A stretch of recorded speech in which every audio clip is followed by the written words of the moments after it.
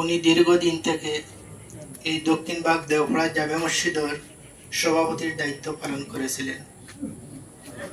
আজকে দীর্ঘ প্রায় 30 বছর আমি সেক্রেটারি হিসাবে ওনার সাথে কাজ করেছিলাম, কিন্তু দুঃখের বিষয় আজকে হঠাৎ উনি চলে গেছেন, আমাদের মর্মাহত করেছেন। এবং এই চলমান এই মসজিদটা 2013 সাল থেকে শুরু করে অদ্যাবর্তী পর্যন্ত যত সময় ছিল সম্পূর্ণ আমার সভাপতির অবদান, দেশ বিদেশ এবং টোটাল কমিটির সহযোগিতায় এই মসজিদটা পুনর্নির্মাণ করতে আমরা সক্ষম হয়েছি।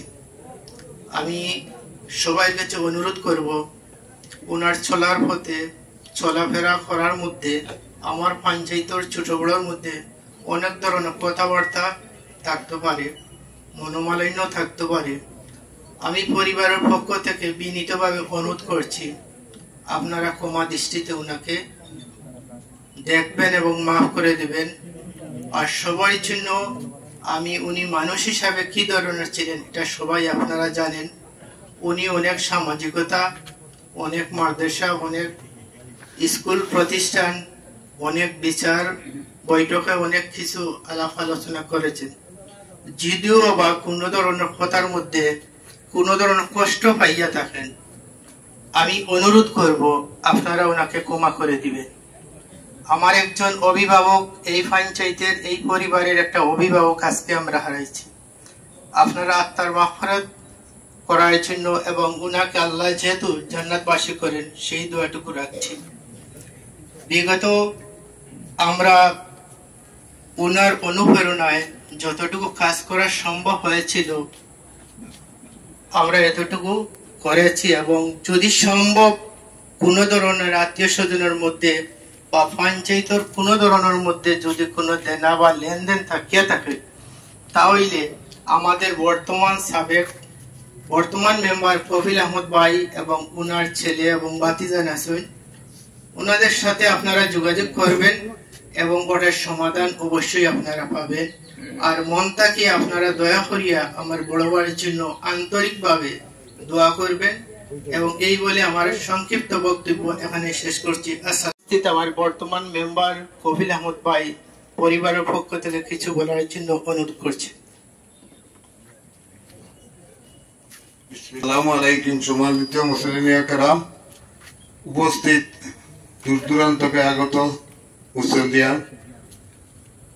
আমার চাচাতো ভাই খাসামিয়া তাই আইদ মারা গেছেন, আল্লাহ তার রুহের মাহফিরাত কামনা করছি। উপস্থিত সবাইকে জানাইয়ার সবাই দোয়া করতে তার লাগে, তাই যদি কোনো ভুল ত্রুটি করিয়া থাকে আল্লাহ তাহলে মাফ করিতে। আর এই মসজিদর প্রায় 20 বছর ধরে সভাপতি আসতে আগে এই মসজিদের আগে তার বহুত ত্যাগ আছে, জিও আছে। আমরা সবাই দোয়া করবা। আর তার যদি কোনো কথাবার্তা কইয়া তখন সুযোগ আছে আপনারা আল্লাহ রাস্তে মাফ করে দিবা। আর তার লগে কোনো লেনদেন থাকে আমি আছি, তার কই না তো আমার কাছে আমরা রাজিও করবা। আর সবাই দোয়া করবা, আল্লাহ বেশ নসিব করবা। আসসালামু আলাইকুম।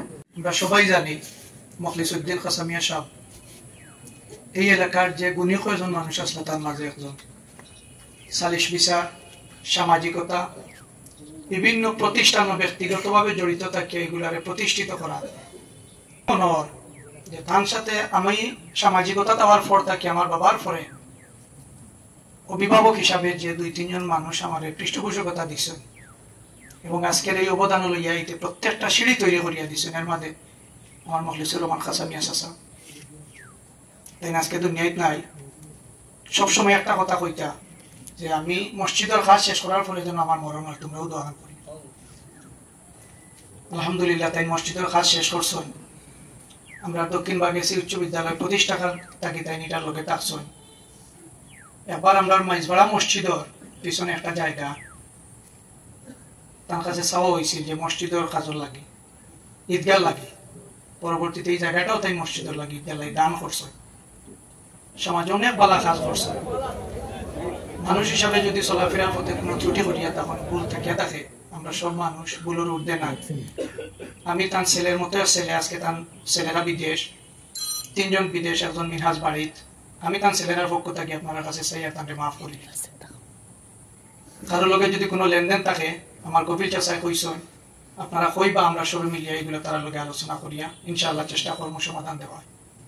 আমরা এখানে আজকে উপস্থিত হইছি আমরা উপজেলা বিএনপির সভাপতি নোমানুদ্দিন মুরাদ ভাই, আমার সাবেক চেয়ারম্যান আব্দুল হান্নান চাচার দুই ছেলে ফয়সল ভাই এবং বশর ভাই সহ আপনারা যারা শরীক হয়েছেন সবাই আমরা ধন্যবাদ জানাইয়া।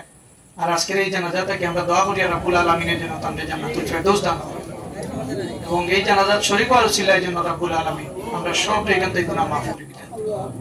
আসসালামু আলাইকুম।